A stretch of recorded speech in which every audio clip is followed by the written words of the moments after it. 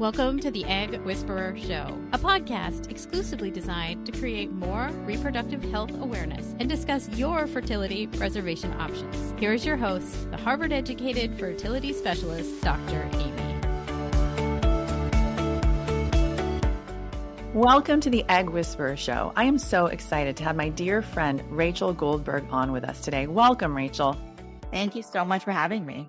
You're so welcome. And I'm so excited to have you on because you come on to my IVF classes and introduce yourself, talk about how important resiliency is during the fertility journey. And I'm so glad that you're going to talk to everyone now about the tips that you share with us in those classes.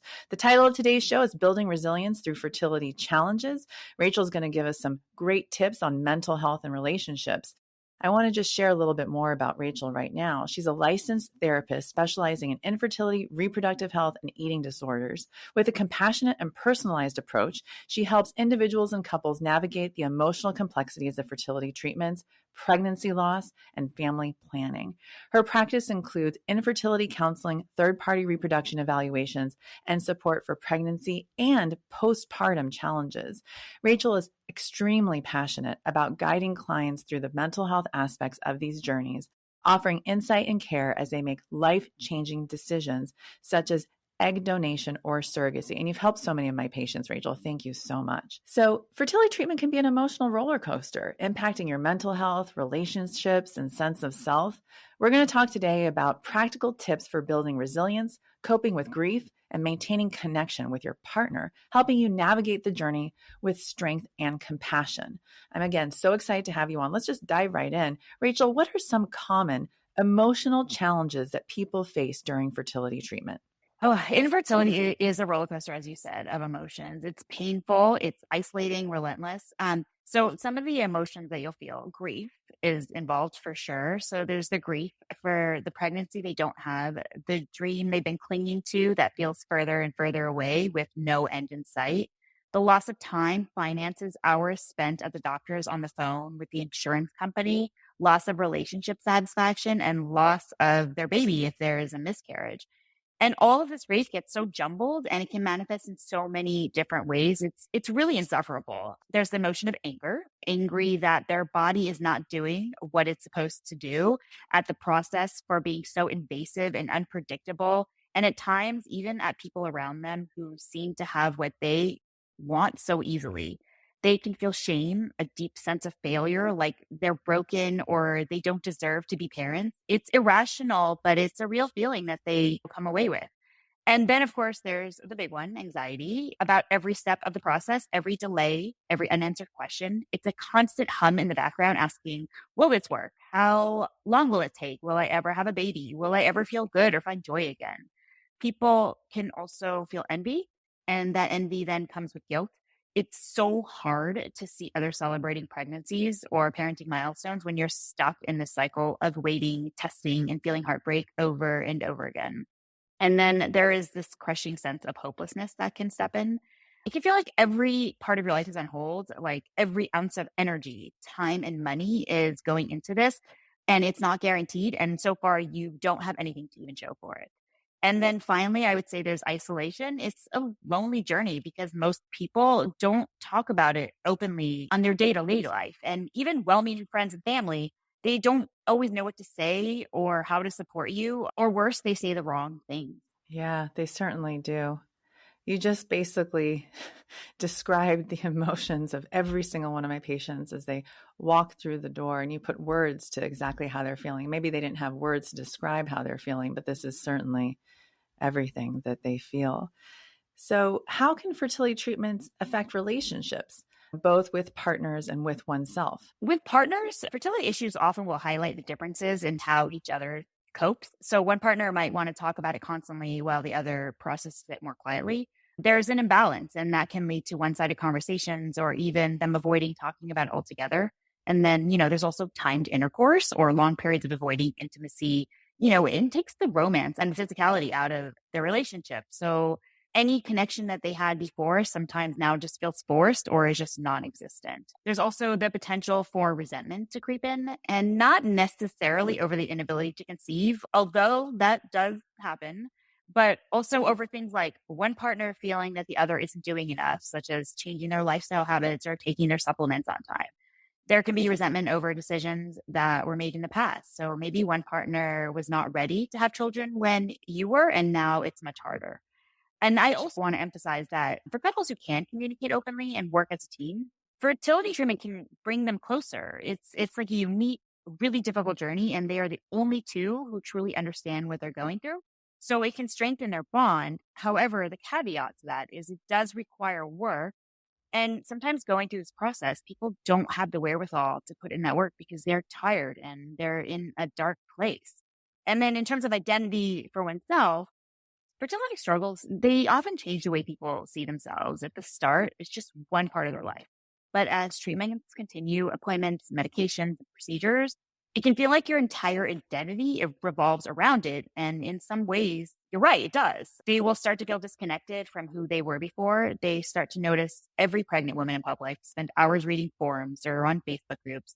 They start to pull away from friends who don't understand what they're going through. They become so focused on the outcome that everything else feels meaningless, which honestly, it has merit. So here's like an example. I had this client and, imagine she's in a work meeting where the focus is on, should they use blue or purple for a campaign ad? And when you're going through surgeries and heartache over wanting an actual live human being to be in your arms, thinking about the color of an ad just seems so menial. And you want to like just scream at everyone who is like talking about silly things. And so for like a period of time, there is just this like feeling of sadness and blur of frustration mixed with depression and anxiety and just all this long time of waiting. And if you look back, people will often say they barely recognize themselves. It was as if they were a shell of a person. So now that we talked about the darkness, let's look to the light. And now I would love for you to share with us coping strategies. Like, what do you recommend for dealing with all the stress and anxiety of fertility treatment and the emotional impact it can have on you? Because you don't have to feel this way. You don't have to suffer like this. You don't have to suffer in silence. You can work with someone like you. So teach us some of these coping strategies that you teach your clients. I'm definitely going to get to that, but I want to start by being realistic about coping. Many people going through fertility treatment are desperate to feel normal again or to find joy in their lives like they once did. I will have clients who come in tears begging for the pain to go away. And my heart, it breaks for them because I wish I could take the pain from them. And I know you relate to this. The truth is, as long as they're deeply immersed in the process of trying to conceive, the pain doesn't just disappear. So the goal of coping isn't to erase the pain. It's about finding small moments of relief, periods of distraction, glimmers of gratitude for other parts of their life, and connection with people who care about them. So here's the thing with coping. It looks different for everyone. It requires effort, which can feel so unfair because you're already putting everything you have into this journey. And I often honestly will have people come in to me saying they want coping, but when we talk through strategies, they dismiss them or say they've already tried. I never blame them. Coping is hard, and sometimes staying in despair can feel easier or safer. And it might even be a way for them to punish themselves for what they see as a failure of theirs. But for those ready and wanting to put in that effort and are like, I need to find relief, there are, of course, things you can do. When everyone always talks about is finding some kind of stress relief. And it's going to look different for everyone. So you have to really experiment with them. And could be meditation, yoga, journaling, even something as simple as playing with your dog. I'm also a very big proponent of fitness and believe maintaining a fitness routine is an amazing way to reduce stress. It could be a word search, a crossword puzzle where their mind is engaged. Another strategy is to connect with others. So you can do this by joining a support group. It's really comforting to be surrounded by people who truly understand what you're going through. If there are online groups like Facebook and you're, going through that, just try to be mindful that they can also be extremely triggering and they can keep you focused on your infertility instead of allowing you space for relief. So just really check in on that if you're going to be on those and make sure that they are truly adding relief and not increasing stress. Also, I would say keep as much of your routine as possible. So when you're going through fertility treatment, it's easy to let everything else in your life fall by the wayside. Maybe find an outside activity, sign up for an art class, a cooking class, volunteer. You might and probably will dread going when the time comes, especially if you had a rough day, but you're almost guaranteed to feel better afterward, like a weight has been lifted. even if it's just for a little while. So what I like to tell people is coping in a stressful time is kind of like exercise. So think about all the times you don't feel like doing it, but once you're done, you feel better. And then during downtimes of your fertility treatments, give yourself permission to enjoy things you've been avoiding. So have that deli sandwich, drink a glass of wine, move your body in a way you weren't allowing yourself out of fear. Yeah. Drink the coffee. I promise you, coffee will not hurt your chances. Don't deprive yourself of the things that bring you joy. Find joy in every single day, every moment, and really prioritize your mental health. I have couples that come in and the husband will sit in front of me and say, I just tell her to relax and it's going to be fine. And I'm like, dude, that's not how it works. The only way it's going to be fine is if she gets pregnant and has a healthy baby. And I know that hole will stay in her heart and it will not be filled until I help her reach that goal. And until then, we just need to hug her heart. And then I tell him, my newest thing is I tell guys to kiss their wives' ovaries. And they look at me like I've lost my mind.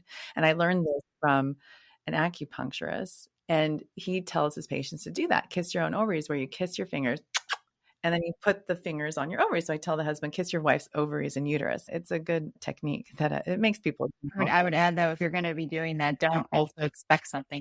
That's right. That's right. Yeah, that's right. Don't get too frisky after that. So what about the grief or disappointment? Like after someone's gone through a failed cycle or a miscarriage, what are some coping mechanisms for people that they can rely on? This is a tough one. Grieving a failed cycle or miscarriage is deeply personal, and there is no right way to cope. What's important is giving yourself room to feel whatever comes up. So try to acknowledge the loss without rushing to move on. Most people's first thought is, I need to try again now. And maybe they start researching the new methods or doctors or the next steps. But allowing themselves to slow down and lean into whatever helps them get through the moment can help them move forward in a more calm way. This could be sleeping more, spending a day or many days in pajamas, binge watching TV without guilt, asking others to step in and handle things for them, like cooking or errands. And again, maybe having their previous life escapes, like wine or tequila shots or sushi. It's okay to retreat for a while. People will worry that if they let themselves sink into it, they'll never come out, but that's rarely the case. Most people find that after giving themselves time, they naturally start to want to re-engage in life again. A really important and helpful step that I will tell people if they've suffered a miscarriage is to find ways to honor the loss. So maybe creating something tangible, such as wearing a necklace, a piece of jewelry that symbolizes what you've been through, planting a tree, a flower, a garden. It could be writing a letter or journaling about the experience. These small acts can provide a sense of connection to the love and the hope that you had for the pregnancy. And really, really, really important is ask for help. When everything feels overwhelming and the world around you is still moving as if nothing happened, ask for help.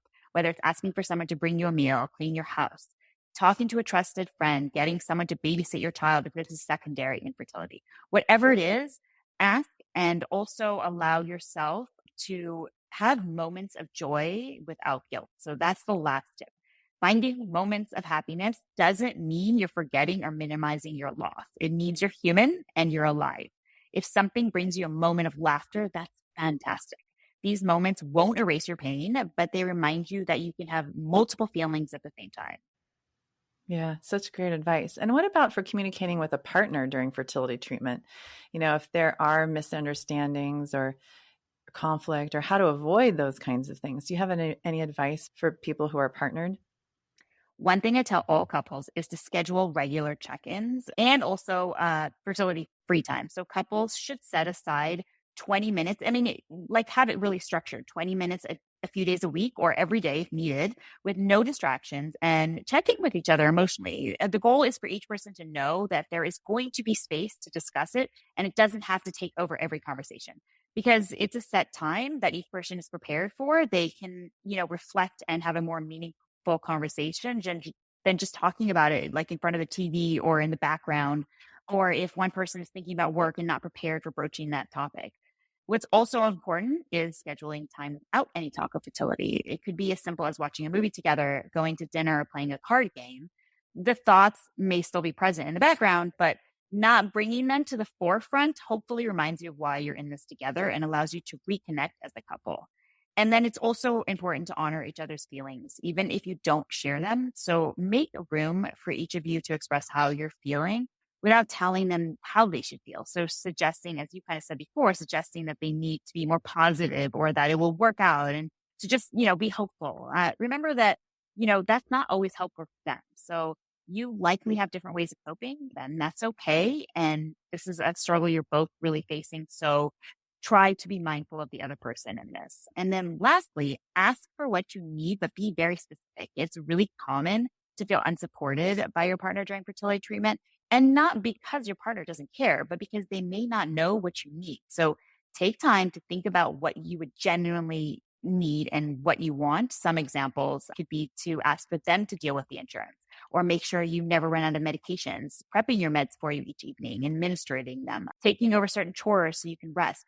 How about rubbing your feet for 10 minutes a day? Whatever resonates for you. Remember that your partner can't read your mind. And also sometimes you don't even know what you need. So really think about it and try to recognize your partner has needs as well. And that he may have a different perspective. And I say he, because it's typically the female going through this. Perhaps they're bottling things up because they think they need to stay strong for you. So let them know their vulnerability is okay. Yeah. And sometimes it's the extended family as well that can really cause conflict within the relationship, where let's say your partner's family, doesn't understand what's going on, why it's not working. And then they're in your partner's ear, and that can sometimes create a lot of conflict. And I wish I had good advice for that. That's a hard one. What do you usually recommend to folks who are dealing with extended family being a little too nosy?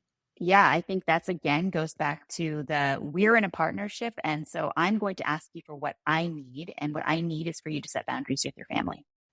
Love it. So when should someone come see someone like you? I mean, if it were up to me, it would be like at the beginning of your journey, from the outset, not when things aren't going right. So what are some signs that more support might be needed?